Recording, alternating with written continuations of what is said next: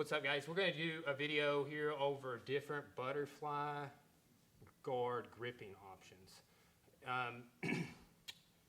You know, been doing butterfly, there's all sorts of peripheral things like, preceding this, getting in for the butterfly if you didn't have, connection first. Like, we've been doing a lot of butterfly entries from escapes, like escaping mount, escaping side control, escaping, coming from half guard when you're flattened.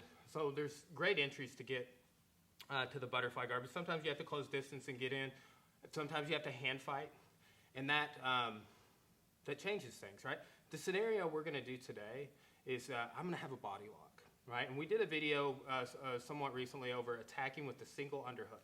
I don't have a lot of attacks, and I haven't seen a lot of attacks out there and really studying this position that address like you have a body lock and you attack. There's a couple of little breakover ideas and a sweep, and you can set up, I like setting up the single underhook off the body lock, honestly. But here, this is the exchange. Like we've been doing a mount escape that gets here a lot, right? Now, when you have this body lock, Michael a lot of times will like push my shoulders here, okay? Now when that happens, I'm gonna do this. We're gonna go into a different grip off that situation every time.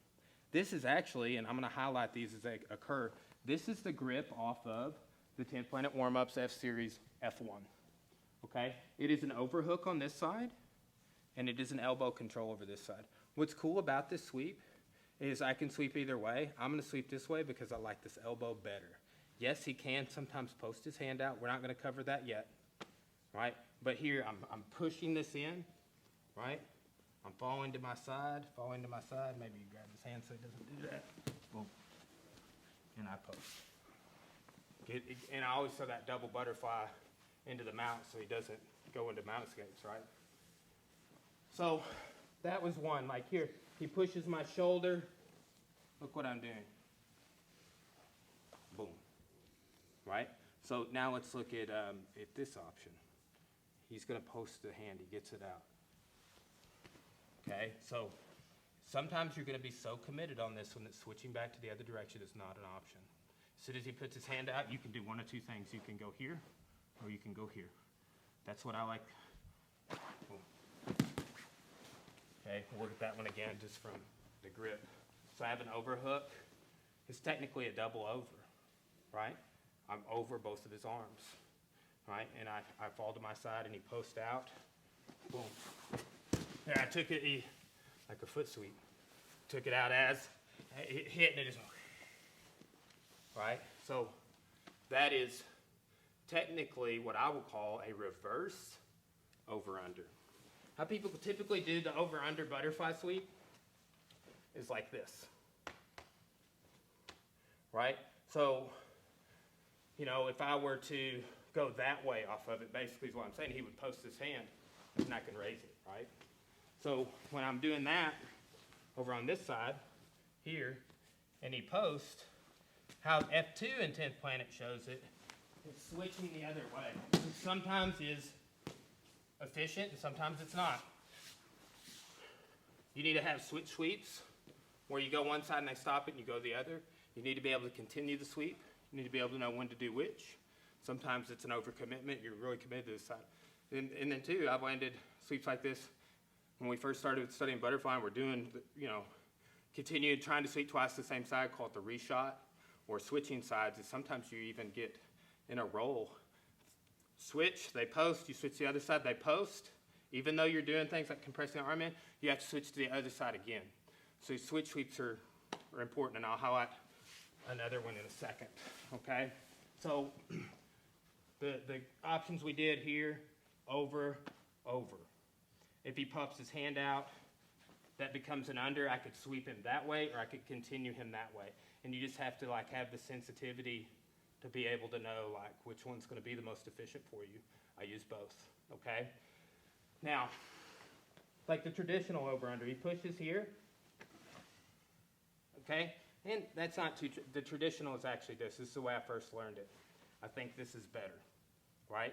You saw the spin on that one, the reverse over-under a second ago, but here, right? So if I'm body lock and he pushes, I just leave the underhook in.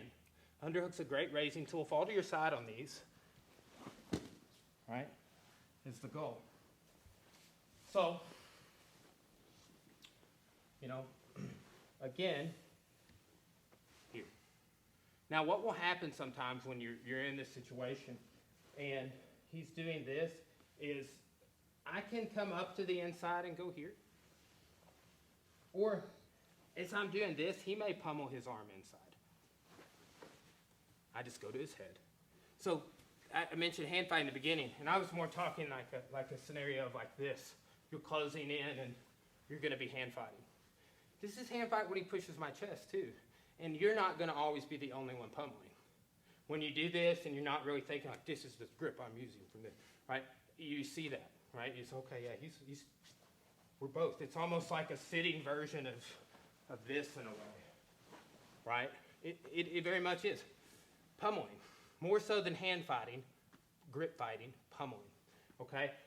So that is, we call this the clubbing sweep, okay? So review real quick. We had over, we had reverse over, under, or I could switch and over, under in that way, right? So all good options. We had under, and then his elbow controlled over. It could be a whizzer. We go this way, right? Now, if that reverse, again, if he's post here, right, I could keep it going. That's a double under sweep, right? Or I could switch, right? I could go here and reverse and just don't let him put this elbow on the mat, right? So you could do reverse sweeps or switch sweeps, right? Reverse over, under, like just call it a switch sweep for easy. But, and then to continue, be able to continue your sweeps, right? Here, another option here, he pushes my shoulders, 2-on-1 grip, okay? Now, I'm gonna highlight this, you know, the double overhook variations are F1 and F2 in the warm-ups we do for the 10-plant warm-ups, okay? Now, with this 2-on-1, you can be under, you can be over. What I'm gonna do is I talked in an earlier video we shot today, so just look at our butterfly content, about, like, I can't do this knee push from here, okay? Now, and two, another place you cannot do the knee push from is if he brings this, you can do variation, you can't butterfly sweep him and put it out a little further even, just like, yeah, that's, yeah. So like there, that's gonna stop me even though I have here, go back down. This 2-on-1 sweep, even if he puts this one up, you can still sweep, right? Now I'm here, like look, I wanna be pulling him off so I don't have to do that as much, and this is a knee push sweep. If you watch, I'm not too particularly happy about how that's taught a lot of times on, they just like, are doing it like he's a Garuma in judo, which is like the knee prop, right? Where it's like, no, when I do a knee push, here's what happens to their leg, right? They collapse, you know, and two, I don't want to have to pull my knee back into my chest to do that technique. I should be breaking his posture down, okay? So, you know, here, as he pushes, I'm like this, he puts that leg up maybe he doesn't, right? Either one, I want to highlight it works either way. We'll do this one with it down, okay? Now, when I get this, I can push him back. A lot of times then I'll pull him over, boom, right? So like a push-pull off of the 2-on-1. And if he sits down like that, you just ride the sweep up, right? Like we did on the first few. Now, let's do that one. Is a sidebar of a switch sweep, right? And this would be like getting into how the F3 to the F4 on those warm-ups, okay? So here he pushes, I'm here, he puts this leg up. You're not gonna sweep in the side you have his arm to anymore. What you can do though, is be here, right? If you wanna push, they show this with the knee push, I'm just gonna keep my foot in there, right? Right, either clear, right, or here first, okay? Like the goal is this. What happens a lot of times is they pinch. So during the sweep, here. Or if you sweep and he's going over, clear the foot. Like you have got to plan, if you sweep with double butterfly hooks, or if you knee push with one, either one, about you not getting stuck. So like with their mount escape, with the knee push, what I like to do is always get to here, right? Because as soon as you land, people are gonna be trying to do that knee pinch, just add it into the sweeping process. Okay? Just a good set of details. So that's sort of a pummeling setup. Different grips. I will highlight just real quick another grip that we use. I mean, there are alternate grips here, and there's sometimes like when you're further out that you can't use the grips. I'm saying like these are grips that I went over in this video for when you're closer to them. Like when you're coming off of like you're connected. You're not coming from further away, right? So I just kind of stay there a little bit, right? As I'm here, I could grab his hip to like help pull myself in, right? But look, if I'm trying like no, not gonna work. Can't get an overhook, can't get an underhook, right? Like you said, you might could grab his hip and pull in a little bit more and then work some of those grips. But here's what we'll do. And I use this to set up grips or submissions. Again, we have a video attacking with the single underhook from Butterfly Guard where I use this grip, right?